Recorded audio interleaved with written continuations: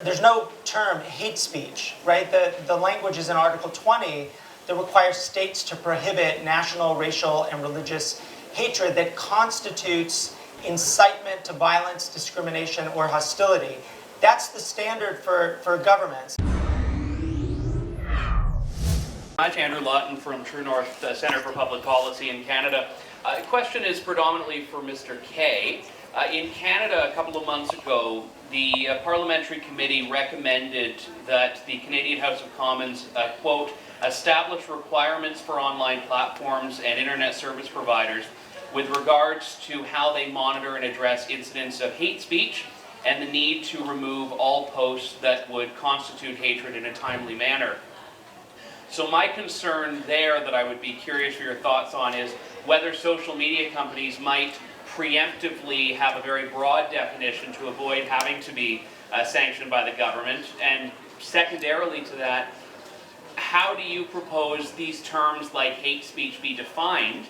Because a lot of the times any government that wishes to censor will just lump speech they want to censor into a category, and that category is not always clearly defined. Okay, thank you very much. Then, lady here.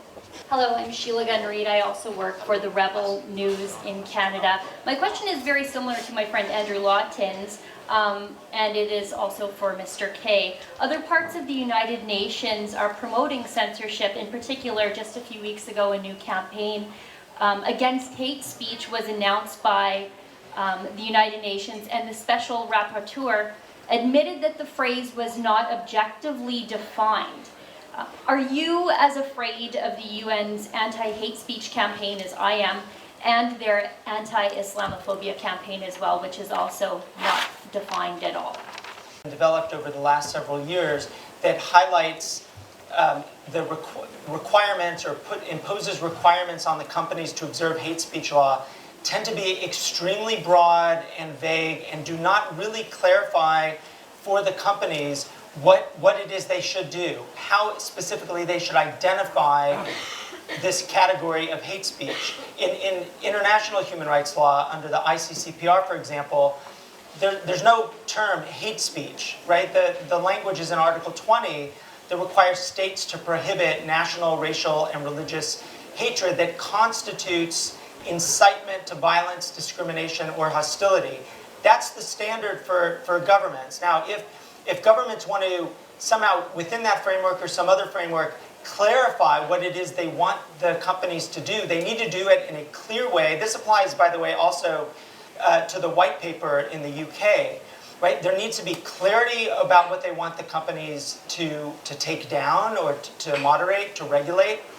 And there also needs to be creative thinking about what public institutions should be doing here, because otherwise all we have, and this is a problem with NetzDG, which actually specifies the law that should apply, but it also simply says to the companies, now you go and adjudicate what's on the appropriate side of the lawful line and what's not, without having any real substantive engagement by the judicial or other independent organs of government. So that's a general way of responding, by responding not only to the situation in Canada, but to all of the different places that are considering legislation in that space.